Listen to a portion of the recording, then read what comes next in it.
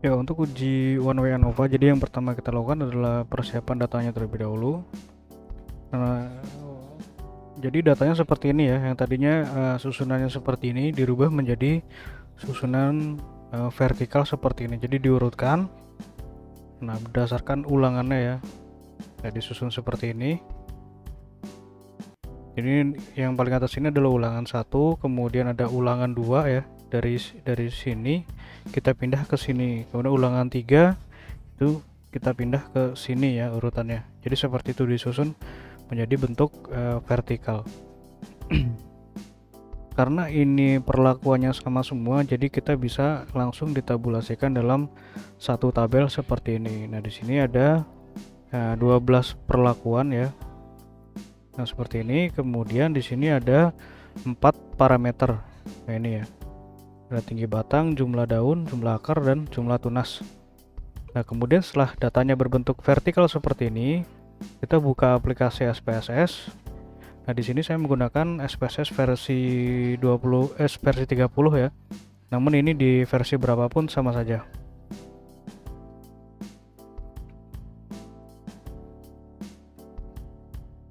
Nah, kita masuk ke variable view.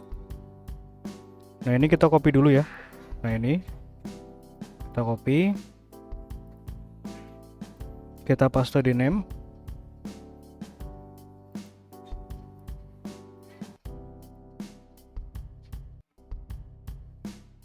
Nah, kemudian untuk label kita copy ini ya.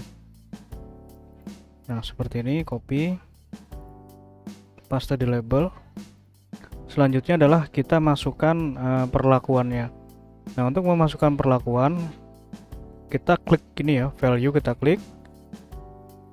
Nah, seperti ini. Karena ini ada 12, kita buat 12.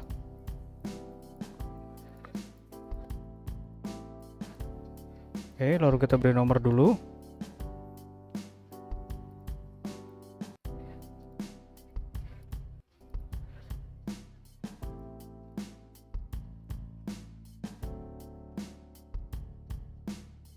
Lalu kita masukkan labelnya.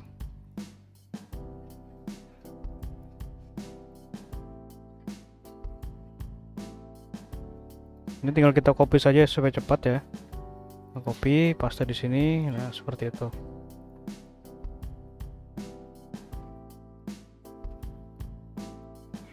Nah, seperti ini caranya.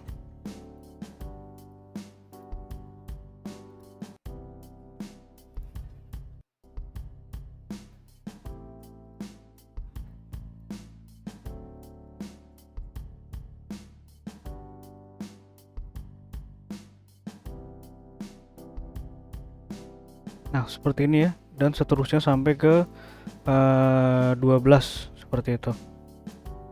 Jadi kalau udah lengkap semua, ini tinggal di OK. Nah, nanti akan muncul seperti ini ya.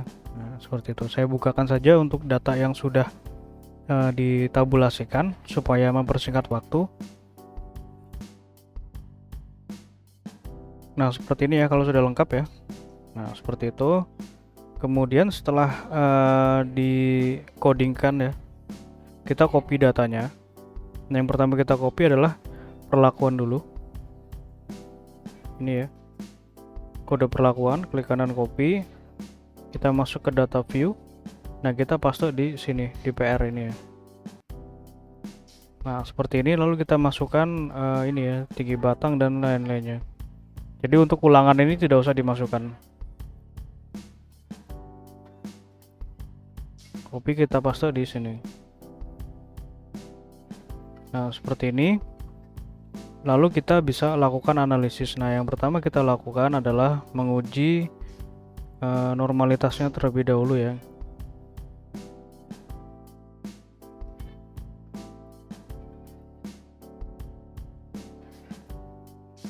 Nah, ini normalitas menggunakan metode Shapiro-Wilk. Nah, caranya adalah klik analyze, lalu kita pilih menu descriptive statistik, kita pilih menu explore ya, kita klik. Nah, kita masukkan ini ya, data tinggi batang sampai ke jumlah tunas ke dependent list. Lalu di display kita pilih plot. Nah, untuk plot kita klik ya. Nah, deskriptif kita lepas centangnya, kemudian box plot kita pilih none. Nah, yang terpenting ini normality plot with test. Nah, kita klik, kita centang ya, continue, lalu kita klik OK.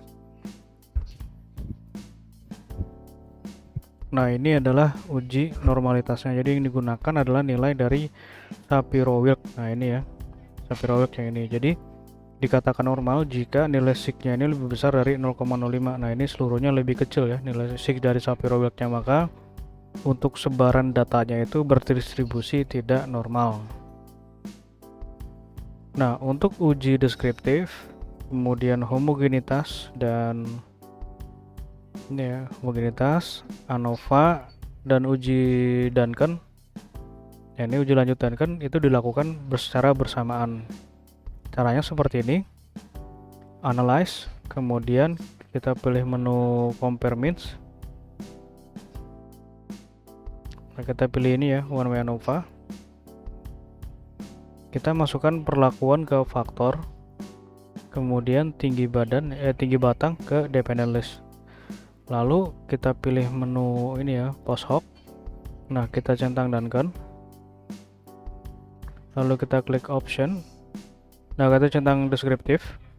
Kemudian homogeneity variant test dan means plot. Nah, ini untuk menampilkan diagram ya. Continue, lalu kita klik OK. Nah, seperti ini ya. Ini adalah untuk analisis univariate deskriptif yang atas ini. Nah, ini adalah deskriptifnya. Kemudian untuk grafik yang ini ya, grafik ini kita peroleh dari sini. Nah, seperti ini adalah untuk grafiknya. Nah, untuk uji homogenitas itu yang ini ya. Nah, homogeneity variance. Nah, kita gunakan nilai dari based on mean. Nah, kita pilih ini ya, based on mean. Yang kita gunakan itu nilai sig-nya yang ini, yang paling atas ini. Jadi nilainya itu harus lebih besar dari 0,05 baru dikatakan datanya itu homogen. Nah, ini ya, datanya homogen. Nah, kalau misalkan di bawah 0,05 maka dikatakan heterogen ya. Nah, ini untuk uji homogenitasnya. Kemudian untuk uji one way, nah ini ya, itu diperoleh dari ini tabel ANOVA. Nah, ini ya. Nah, yang di sini yang digunakan adalah nilai sig-nya. Jadi sig-nya ini harus lebih kecil dari 0,5 baru dikatakan terdapat pengaruh ya, perbedaan yang signifikan. Nah, ini. Jadi untuk tinggi batang sig-nya adalah 0,020. Nah, ini lebih kecil dari 0,05. Maka dapat dikatakan terdapat pengaruh yang signifikan ya antara perlakuan terhadap tinggi batang. Nah, dari sini untuk ANOVA ini kan baru bisa menjawab apakah ada perbedaan yang signifikan atau tidak. Nah, pertanyaan selanjutnya adalah yang berbeda itu perlakuan yang mana? Nah, itu dijawab menggunakan uji lanjut post hoc. Nah, di sini kita menggunakan metode Duncan ya. Nah, ini adalah uji Duncan-nya. Jadi untuk menjawab mana saja yang berbeda seperti itu. Nah, untuk Duncan sendiri di sini tidak ada subsetnya ya, namun pada interpretasi saya tambahkan subset. Jadi subset ini supaya kita lebih mudah ya untuk melihatnya mana saja yang berbeda dan mana saja yang tidak. Jadi notasi subset yang sama itu tidak berbeda signifikan. Nah, ini ya contohnya ya. Nah, ini jadi NaA10 kinetin 10 dengan NaA20 kinetin 0 seperti ini ya. Itu tidak berbeda signifikan secara statistik. Namun kelompok ini berbeda signifikan dengan kelompok lainnya yang memiliki subset yang berbeda seperti itu. Nah, untuk ini ya, nah ini ada yang subsetnya sama juga nih, subsetnya BCD. Nah, 1 ini A, 2 ini B, 3 ini C, 4 ini D. Nah, ini ya, NaA0 kinetin 5, NaA0 kinetin 15, NaA20 kinetin 5.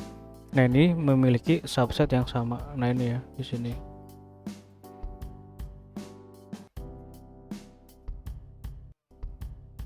Yang ini nih. Nah, ini memiliki subset yang sama ya. Maka untuk ini yang BCD ini itu tidak berbeda signifikan pada kelompoknya, namun berbeda signifikan dengan subset yang lainnya. Seperti itu yang cara membacanya. Namun untuk lebih mudahnya, untuk uji dan kan ini biasanya yang dicari adalah nilai yang terbesar dan terkecil. Nah, untuk yang terbesar ini seperti ini ya. Nah, ini yang paling akhir ini adalah yang terbesar, kemudian yang paling atas ini terkecil. Jadi otomatis sudah diurutkan dari SPSS-nya seperti itu. Nah, di sini kita bisa ketahui kalau Na0 kinetin 0 ini yang terkecil ya, memiliki tinggi batang dengan rataan terkecil.